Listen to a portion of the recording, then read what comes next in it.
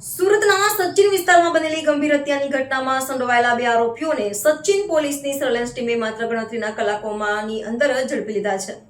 હાલ પોલીસ દ્વારા આરોપીઓની પૂછપરછ કરવામાં આવી રહી છે.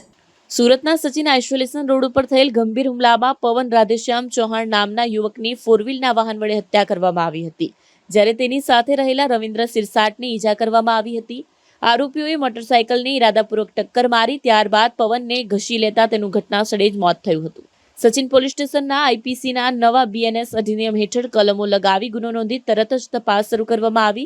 પોલીસ કમિશનર તથા ઉચ્ચ અધિકારીઓના માર્ગદર્શન હેઠળ પોલીસ ઇન્સ્પેક્ટર પીએન વાઘેલા તથા સર્વેલન્સ સ્ટાફની ટીમે ટેકનિકલ અને બાતમીદારોના સહકારથી માત્ર ગણતરીના જ કલાકોમાં બંને આરોપીઓ અનિલ ઉર્ફે કોમડી સપકાળે તથા કિશન ઉર્ફે દિલીપ રાઠોડને ઝડપી પાડ્યા છે. આરોપીઓ પાસેથી ગુનામાં ઉપયોગમાં લેવામાં આવેલ ફોરવ્હીલ તથા ચપ્પુ હથિયાર પણ કબજે લેવામાં આવ્યા છે. પોલીસે તેમનો વધુ પૂછપરછ શરૂ કરી છે. સચિન પોલીસ સ્ટેશનમાં એક અનડિટેક મર્ડરનો ગુનો દાખલ થયેલો છે આજરોજ વહેલી સવારના 4 વાગ્યાની આસપાસ. આ ગુનાની ટૂંક વિગત એવી છે કે ગઈકાલ રાત્રે એટલે કે 23/6ના આશરે 11 થી 11:30ની આસપાસ આ ગુનાના ફરિયાદી જે છે રવિન્દ્ર ઉર્ફે રવિ સુભાષ સિરસાટ અને એની સાથે જે ભોગ બનનાર મરણ જનાર છે પવન રાધેશ્યામ ચૌહાણ, આ બંને સચિન દૂરદર્શન જે ટાવર છે ત્યાંથી આઇસોલેશન રોડ તરફથી પાંડેસેમના ઘર તરફ જઈ રહ્યા હતા. તે દરમિયાન એક ફોરવ્હીલ વાહન પાછળથી આવે છે. એ ફોરવ્હીલ વાહનમાં જે એનો જે ચાલક છે એ અને એની સાથે એક અન્ય ઇસમ બેઠેલો છે. એણે ગ્લાસ ઉતારી અને ડ્રાઈવરની બાજુમાં જે વ્યક્તિ બેઠેલો છે એણે આ મોટરસાયકલ ઉપર જતા બંનેને જાનથી મારી નાખવાની ધમકી આપી અને ગાળો બોલે છે અને છરી બતાવે છે.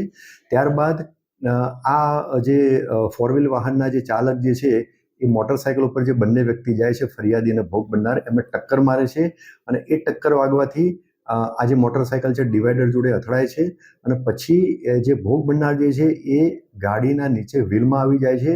તો ગાડીને આ બ્રેક પણ નથી મારતા અને 15 મીટર સુધી ધસડી અને લઈ જાય છે.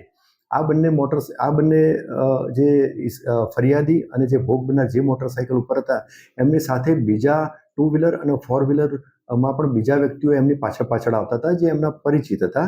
એ ત્યાં જાય છે, એમને ઊભા કરવાની કોશિશ કરે છે.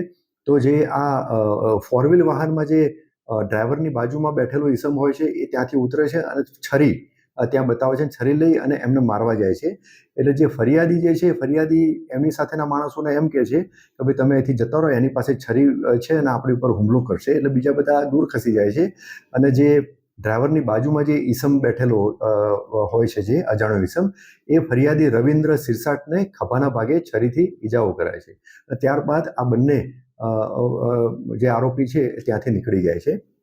આ જે ફરિયાદી જે છે એ વધુ સારવાર અર્થે એને સિવિલ હોસ્પિટલમાં દાખલ કરવામાં આવેલા છે અને જે ભોગ બનનાર પવન ચૌહાણ એને ગંભીર ઈજાઓ થતાં એનું ડેથ થાય છે. ગુનો દાખલ થયા પછી ગુનાની તપાસ દરમિયાન આ જે ગુનામાં વાહન વપરાયેલું છે એ અને અમુક જે સ્થાનિક પોલીસના કર્મચારીઓને અને અધિકારીઓને એક સ્પેસિફિક અમુક બાતમી મળે છે અને આ ગુનામાં સંડોવાયેલા બંને આરોપીઓને એમની ઓળખ કરી અને જરૂરી પુરાવા એકત્રિત કરવામાં આવ્યા છે અને આ બંને આરોપીઓની ધરપકડ કરવામાં આવી છે ગુનાની તપાસના કામે. સદર ગુનાની તપાસના કામે આ બે અજાણ્યા ઈસમો જે હતા અને જેમને આઈડેન્ટિફાઈ કરીને ધરપકડ કરવામાં આવેલી છે એ પૈકી 2 આરોપીમાંથી એક આરોપીનું નામ અનિલ ઉર્ફે કોમડી અશોક સપકાળે અને બીજા આરોપીનું નામ છે કિશન ઉર્ફે દિલીપ રાજુભાઈ રાઠોડ. આ બંને આરોપીના વિરુદ્ધમાં અગાઉ ઘણા બધા ગુના દાખલ થયેલા છે. એમાં સચિન પોલીસ સ્ટેશન વિસ્તારમાં પણ ગુના દાખલ થયેલા છે. આ બંને આરોપીને એવું હતું કે આ જે અગાઉ જે ગુના દાખલ થયેલા છે શરીર સંબંધી ગુના અને જે લોકો સાથે એમને માથાકૂટ થયેલી હતી એ લોકોના માણસો આમને મારવા માટે જઈ રહ્યા હતા એવી શંકા એમને હતી.